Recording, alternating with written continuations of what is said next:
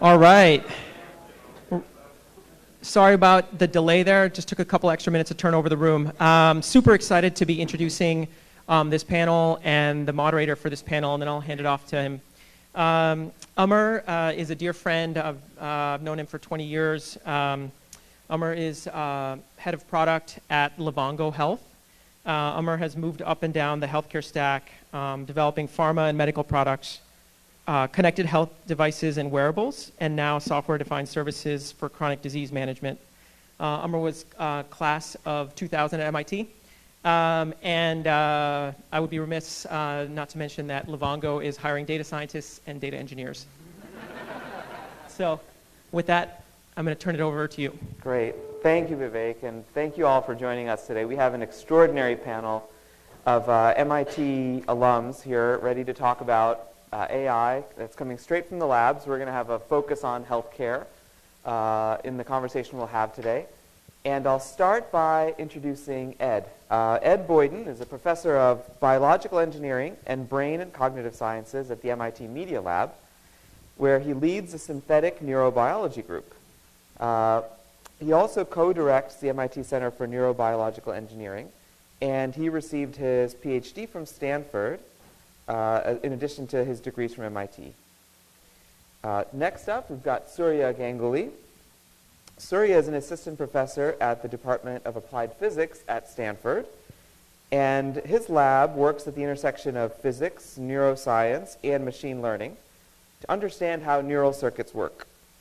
Before that, Surya was at MIT for a long time, where he earned his triple major in math, physics, and EECS, and he spent time as a graduate student at Berkeley, where he completed his PhD in string theory. Welcome, Surya. Next up, we've got Vijay Pande, a general partner at Andreesen Horowitz, where he's leading the firm's investments that are at the cross-section of biology and computer science. Before that, he was a professor of chemistry, structural biology, and computer science at Stanford. Sounds like you still are, Vijay. And received his degree in physics from Princeton, and then his PhD at MIT. And then finally, we have Eduardo Torres-Jara, who's the CEO of Robot Rebuilt, which is about sensitive manipulation. Sounds kind of creepy, but is going to be used for good. We'll hear about this, which is based on technology that he developed during his PhD at MIT. He's since then gone on to spend time as an assistant professor at WPI and then at SRI here in Silicon Valley before starting his company. He has degrees, his master's and PhD in electrical engineering and computer science from MIT. So it's going to be a fun conversation. What I'd like to ask of the audience is that you start submitting your questions now through the app for the MIT CNC. And so download the app. It'll only take a minute. You should have received your credentials. And those questions will show up on the board towards the end of the conversation with folks. So start getting those in now for us, please. So, this is it's funny how Hemant said, we've sort of been here before. And there's a tremendous amount of hype and enthusiasm around AI. So we could start by asking the question of where is the promise and where should we be looking. But I think it's kind of more fun and maybe a little bit more irreverent to start with the opposite, which is where has the hype outpaced the hope? Where have we maybe already gotten ahead of ourselves? And for folks here on the panel who've been doing this for decades, I think we'll get a really great insight. So Ed, would you mind kicking us off? Sure.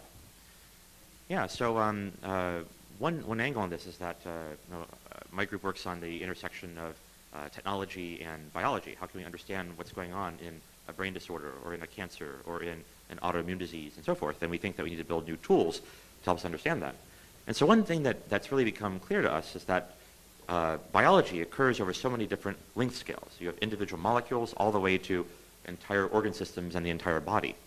And so one thing that we're starting to work on, and we have a paper coming out soon actually on one of these results, is how do we get more information from a biological system so that you can do better machine learning and better understanding of disease. And big data is not enough. It has to be the right kind of data. If you have data that's at too low resolution, or you're losing out on specific kinds of critical temporal or spatial scales, then it can be very misleading sometimes to make conclusions from it. So just as an example, we've been working on technology where we can take cancer biopsies and fuse them with a chemical. It's a lot like the stuff in baby diapers, and then physically blow them up to be 100-fold bigger in volume. And we have a paper coming out soon where we show that, working with Andy Beck at Harvard, that you can classify these cancers much more accurately. And these are cancers that experts will disagree on the diagnosis, leading to lots of unnecessary procedures. So one of our hopes is to build tools that can get the right kind of data, and not just big data. I mean, you need a lot of data, but it needs to be the right kind. Yeah, this is an interesting topic. I think it will come back to it, which is this sort of question of garbage in, garbage out, and are we looking at the right things? Are we looking at the right level of resolution in order to draw out insight? That's going to be a topic we'll cover again. Vijay, in talking with you earlier, one of the comments you made was the timescales here are really a big question, and there's a big difference between replacing doctors, which will take a long time, versus augmenting doctors. And so, not to dish on one of the high flyers in the space, but Watson is a good example of a company that's sort of leading in some ways, but also is, I think, encountering some of the reality. So would you talk about that for a moment? Yeah, I mean, especially in talking about what the hype is. There's been many AI winters that we talk about. Like, 40 years ago, we thought AI had solved everything, and then 30 years ago, then 20 years ago. But, there has been progress. I mean, there's been these moments, like the moments where Deep Blue can beat a chess master. And how's that possible? How can you beat someone at chess, but you can't, do other things? Well, it's because chess has very well-defined rules. And I think a lot of times we forget that we are not good at just applying rules, but we're good at figuring out rules. We're good at figuring out what are the salient elements. That's so much of what we think of as intelligence. And I think what is different now is the fact that, in a technical sense, machine learning is getting better at coming up with its own features. And so in certain areas like images or things that look like pixels, like genomics, actually, it's more digital, more pixel-like. Deep learning methods can come up with features and do some exciting things. The challenge will be for something that doesn't look like that. How can you get the featurization? And so I think there'll be many areas where computers will do better, and we'll see industries just change dramatically. But then some things will be easy, some things will be hard. And actually, I think it'll be very counterintuitive what will be easy and what will be hard. I think a lot of people have thought chess would be hard and predicting images of cats would be easy. But it's actually the other way around. Surya, one of the points you made on this topic was that one of the constraints that we're all experiencing is data silos. And I think that relates to this topic. Another point you mentioned was that there are talent silos. So maybe you could talk a bit about that and how those impact. Yeah, I think part of the hype around machine learning is that it is a panacea for all things, that you can solve any problem by just throwing machine learning at it. But if you actually look at the way that the sausage is made in industry or in even academia, what's happening is you throw tons of grad students or tons of workers and you tune these networks to work, or you try all sorts of different things, and there's lots of person hours going into getting a successful machine learning system to work in the wild. And so you build up these, and of course you have to have really good data to get it to work. So it's almost as if people are saying AI is electricity. Well, actually, data is gold, right? I mean, if you don't have that, you can't really do anything at all. And also another aspect of the hype is, I like your play on words on hype and hope, but there's a kind of a third H word, which is hysteria, and hype kind of builds into hysteria. Part of the hype is that these machine learning systems really understand what they're doing to the point where they're attaining some kind of human level intelligence. And that's not at all what's going on. They're in some sense glorified pattern recognition devices that can get really fooled. There's this famous thing called adversarial examples where you can take these image classifiers and add tiny amounts of noise that are imperceptible to us, say to a picture of an elephant, and with high confidence, something that looks like to us like an elephant will look like an ostrich with high confidence in the network, which suggests that these machines are fundamentally not understanding the tasks they're asked to do, which means they're so far away from taking over the world. It's more like training a dog, right? I mean, sort of, yeah. And I think that's the thing that people, if there is a neural connection, it's more lower brain than upper brain. I mean, and I think that's the part that people don't realize is that, and the funny thing is we don't program them, we train them. And it's a very different type of paradigm. But like a dog, you can easily throw the ball and have it behind your back, and your dog will go looking for the ball. It's easy to get over fifth. I want to come back to the dog training, too. That's another really great topic to dig into. Okay, we've been through this before. This is the third or fourth or fifth cycle of hype and hysteria, maybe. Not hysteria yet, I'd say, because we still have a lot of folks starting to place their investment bets, right? So hysteria is going to come soon. But what's different this time? This is, in this fifth cycle, there are some number of factors. We saw comments earlier about a few of them, compute, and data storage.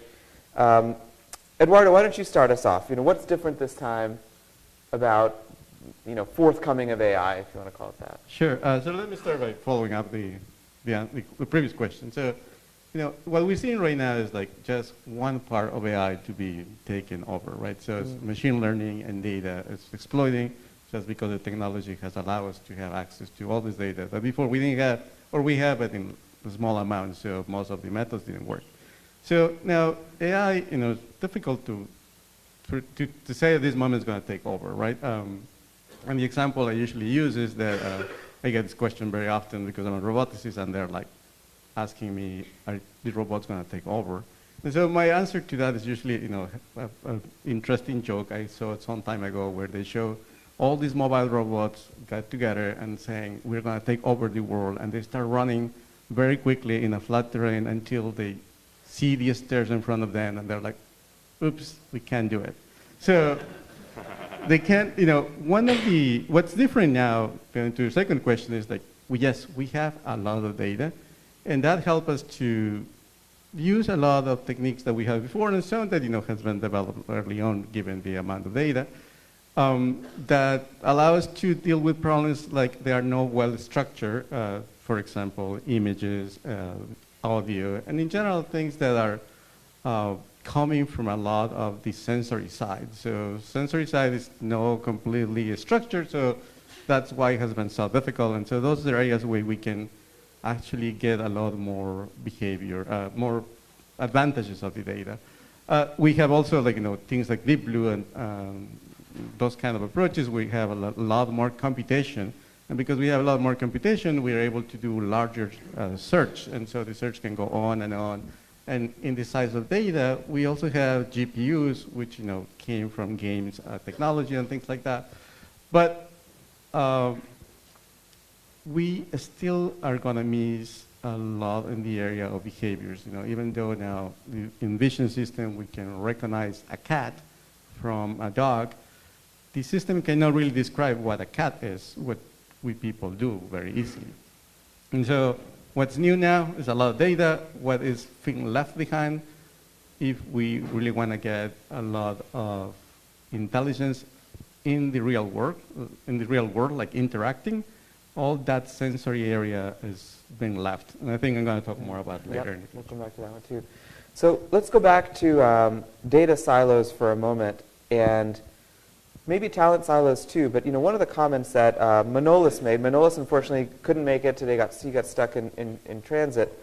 But one of the, I think, really important points he made was that we're starting to shift our focus collectively from trying to mimic human intelligence to let's build statistical models to let's solve problems that we understand. And so a topic that we've touched on a bit is in this idea of talent silos and domain knowledge. And I'd love to hear from each of you your take on the relative value of domain knowledge versus, I think one of the factors we're seeing is the explosion in the availability of tools and people to use the tools, which is not the same as people who understand the domains. Surya, you want to start? Yeah, I think it's actually kind of ironic. Like, I think domain knowledge is somewhat important, but sometimes we overvalue it because domain knowledge is the product of our own human minds, and oftentimes that knowledge is not exactly up to the task. There's this famous phrase that a Bell Labs manager once said, every time I fire a linguist, my machine translation performance goes up, right? So it's as if linguists thought they really understood language, but at the end of the day, neural networks can sometimes just perform better.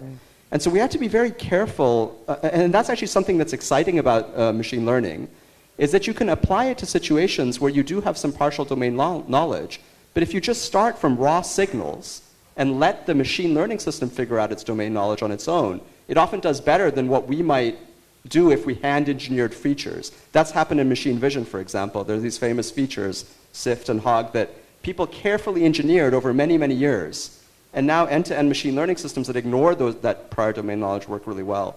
So I think domain knowledge is a double-edged sword. In other situations, it's actually incredibly useful to have it. So we have to think very carefully, and this is why machine learning is an art right now and not a science. Yeah, especially interesting, like we talked a lot about games, so in AlphaGo, aficionados of Go watching the computer play described it as an alien intelligence. They didn't learn how to play Go the way everyone else did, and that's in part why it was so successful.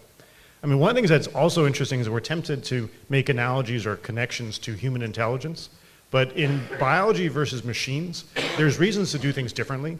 So airplanes fly differently than birds, and as far as I've seen, I've never seen a bird fly Mach 5, and because of the design difference. And so I would think we would not necessarily even want this to work the way we do, but to work even better, perhaps. So then why do we design machines that are human-like? Why do we seem to insist on that as a paradigm? Humans cost a lot of money to hire. Well, it puts us in situations where I think, to your point about the elephant and the ostrich, we end up with, the Microsoft chatbot, right, Tay, who very quickly became an unpleasant person, to put it mildly. And I think it's in part because of this idea that in some ways machines do make the same kinds of mistakes that humans make. So, becoming a racist chatbot on the basis of racist commentary that is sort of, what you intake is pretty much how humans learn. So now that we're talking about, should we be talking about artificial intelligence at all if we're imbuing that with this idea that it's really human intelligence that we're trying to mimic? Or is that in and of itself a construct we should reject because it's taking us off course, to your point about the whole ideas around intuition and whether intuition is the right framework? Yeah, I think if our goal is to engineer a better society, we need to think about not necessarily having machines mimic humans, but setting up a society in which machines and humans can profitably interact with each other in ways that neither alone could, right? Mm-hmm. And so there's a lot of societal engineering. Hemant talked about that, and what kind of future do we want to build? We need to bring in science, technology, and society. There's a major on that at MIT. Together in more fruitful ways to really address your question. I don't think we just want to mimic humans. Yeah, I mean, Steve Jobs has this great quote where he's describing the bicycle versus evolution and talking about how a cheetah can run so much faster than a human being and so much more efficiently, but that a human on a bicycle can do so well, and that he described the computer as the bicycle of the mind. And I think he was onto something there, and what we're seeing now is sort of much more in-depth understanding of what that could mean. That the combination, like a human and a bicycle, is much more than just either of them alone. Yeah. I think that combination here is very valuable and is the point. Let me add one thing here. We're talking about this AI coming from, do we have a brain, and the brain does this. There's a top-down approach usually, and one point to make is don't forget that AI has also this bottom-up approach. So to the point of, yes, we can create an airplane that goes Mach 5 and there's no bird that can do that, but we don't have an airplane that has nearly close dexterity or agility that has a bird. So many times we use the biological systems, but to extract the knowledge that comes from there. And there's a big discussion that's been 80s and 90s about, do we start from the bottom and create intelligence to the top or the top to the bottom? We have met in the middle somewhat nowadays, but it's easy to forget that we do need to learn that from humans too, and animals in general. Well, there are some drones that could give a hummingbird a good race for it. Sure, but they can, there's like a lot of discussion around that, right? And this is a discussion that happened 2 decades, right? So we can probably not duplicate right now. So Ed, data silos and this idea of bottoms up, one of the things that came up in our earlier conversations was this idea that we need to be looking for the data in the right place, at the right level. And in biology, we have had a historical tendency to apply abstraction because it's convenient and when we need it to wrap our heads around phenomena. But the point you made to me I'd love for you to talk about is that it's convenient, but it leads us in the wrong direction. So Can you talk about where we should be measuring, what kind of signal to look for in biology in particular, and where abstraction fits in, if at all? Yeah, well, I think abstraction is essential at some level in order to make sense of complexity, right? If we had to look at the quantum state of every atom in every molecule in every cell, we would be here for I don't know, millions of years probably. But I think part of the problem is it's very convenient sometimes to choose a level of abstraction because of aesthetic purposes or because we feel that we're comfortable thinking at that level, and there are assumptions built in. And so you see this a lot in biology, where people assume that, oh, if we just looked at the genome or just looked at the cell shape or just looked at the behavior or the brain data at this level or whatever, that's enough. And the vast majority of these efforts make some progress, but then hit a brick wall because there's so much going on. I mean, people now are finding out all sorts of interesting interactions between bacteria in the gut and our brains, which control our immune system and so on and so forth.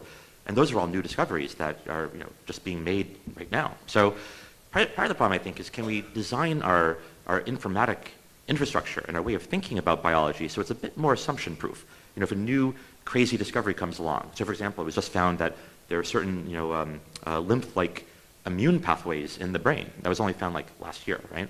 If there's a way to take new discoveries in stride so that we're not thrown for a loop every few years and have to start over, I think that you could imagine these silos and so forth breaking down, in part because you don't have to make an artificial wall. Oh, I'm just going to focus on this level of abstraction. You're going to focus on that. We'll never be able to connect the dots. Yeah.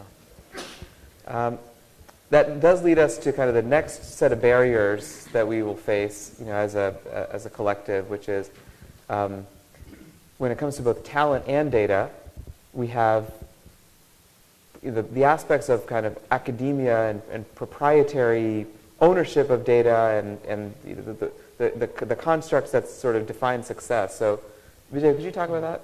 Yeah, absolutely. I mean, one of the interesting things about this space right now, it's moving so quickly and people are being so open about it that papers are coming on archive very quickly and from companies like Google and Facebook as well as academia. And it feels like every 3 months there's some interesting advance. And then also the code is completely open source for the most part. And so if the code is freely available and advances are there for everybody, what differentiates people? And pretty much is the data. Yeah. I mean, you think about Watson, I don't think Watson has code advances that are beyond whether people have, it does have interesting data. Right. And so what we'll see is, I think, the value of data was always high, and pharmaceutical companies understand the value of data, other healthcare companies understand the value of data, but now it's even more so because it's clear what you can do with it. In terms of the personnel part, what I've been finding is that the people that are the most successful ones are the people that can go deep in, for my area, deep in the biology and deep in the computer science. Speaking about abstractions, it's very easy for both sides to abstract, and that if you only understand the genome from a sort of a pure computer science point of view, you're going to miss all the details and nuances. And whether we're talking about the game being venture capital or trying to find the very best startups, where typically the best startup will take everything, like a Google-like situation, and the number 2 or number 3 you'll never even heard of, or even like the best academics, which is not that different. They're the very best people who can go deep in both, and what's different now is that we have young people who have grown up with computers their whole lives and that are getting PhDs in biology. And that's a really unique situation coming into this point where machine learning is so strong. That's fascinating. You've mentioned this. It's a new breed of founder who can go deep into biology and data science. What then does that imply for where the long poles are going to be? Because we do have this question of what's going to get faster in healthcare. Yeah, I mean, I think one of the things about healthcare is to ask, even when we talk about healthcare, is healthcare the business of making people healthy or the business of coming up with drugs? The two are not one and the same. And the pharmaceutical industry has done amazing things for the last few decades. Like, if one of us gets a bacterial infection, 100 years ago we'd be dead in a week. Now you can take a pill and you're perfectly fine in a week. It's kind of amazing. But there aren't other examples like that in key areas. Like, if you have Alzheimer's, there's no pill you can take in a week and you're fine. If you're depressed, if you have PTSD, if you have anxiety, type 2 depression. In all these areas, these are inherently behavioral cognitive areas. Yeah. And it's something where the biology is so complicated and so poorly understood that there are going to have to be other approaches. And so where I actually see machine learning computation coming in interesting ways are in going after these areas that traditional biotech actually isn't well suited for, and where a top-down approach with this deeper understanding could have a huge impact into real problems like Alzheimer's. I've got a couple of kind of fun questions, fanboy questions, I'll be honest. One is, we've sort of had this idea that robots can interact with us in the real world and that we should all have robotic helpers. In healthcare, this theme shows up in caregiver sort of contexts. And so, Eduardo, why don't you talk a bit about how close or far away we are from robots in the home caring for us? Sure. So nowadays the technology is pretty much there. So the only problem is like, does the economics justify? So the technology is there from the point of view like, do we have some good navigation? Yes, we can interact within some limited environment that we can define. That's great.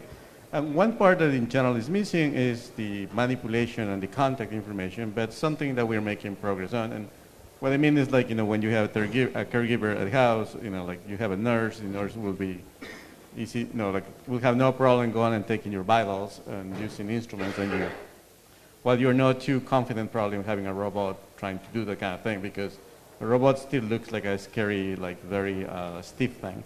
But we're making progress in that area too. So it is a kind of technology that's going to come to people. At the beginning, might be teleoperated.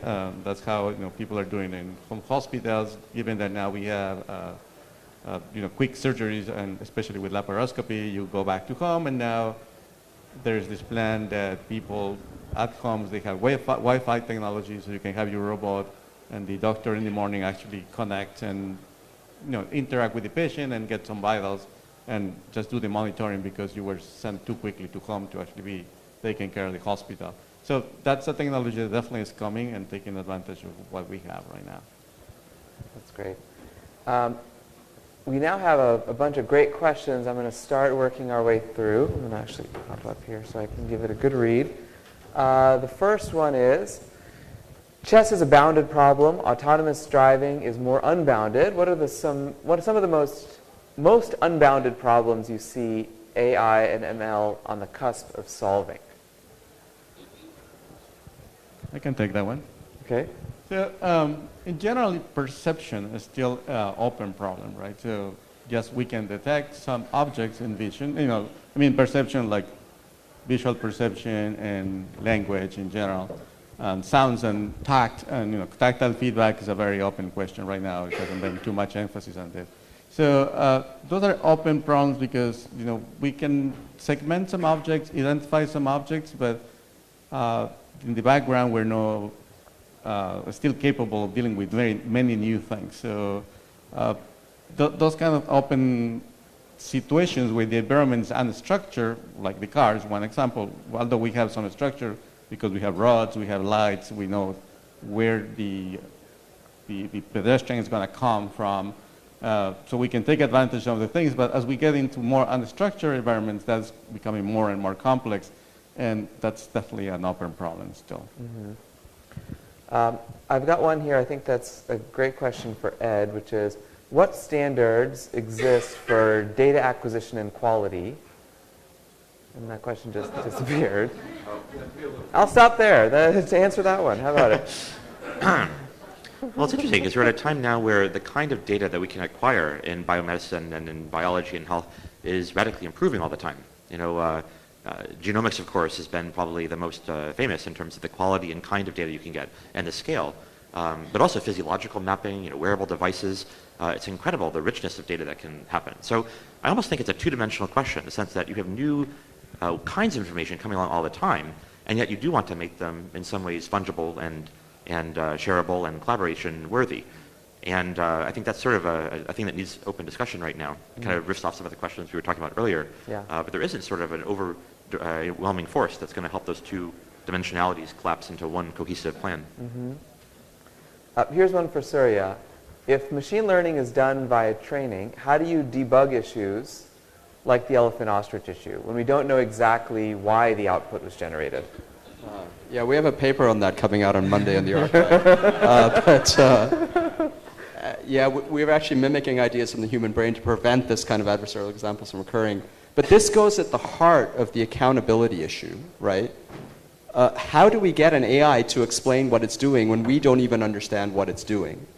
And so one of the things that I think is going to happen in the future is kind of a unification of, applied mathematics, physics, complex systems analysis, biology, and machine learning that yields kind of a science of both biological and artificial circuits that explains why they work, how they work, when they work, right? And this science will have two kinds of implications.